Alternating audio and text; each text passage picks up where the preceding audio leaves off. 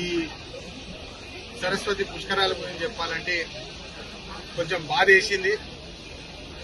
మా హక్కుల కోసం పోరాడిన ప్రతి దళిత సంఘాలకు నేను శిరస్సు వచ్చి నమస్కరిస్తున్నాను. ఎందుకంటే ఈరోజు చాలా ముఖ్యమైన విషయం నేర్చుకున్నాను. నేను డబ్బు కంటే మరి చాలా విలువైనది ఒకటి కులం అని చెప్పి ఈ సందర్భంగా నేను అందరికీ తెలియజేస్తున్నాను. ఇది నేను నేర్చుకున్నాను. ఎందుకంటే కులం బట్టి ఎట్లా ప్రవర్తిస్తున్నారు అందరూ అని చెప్పి ఈరోజు మనకు తెలుస్తుంది. అందుకనే ఈరోజు చాలా ముఖ్యం.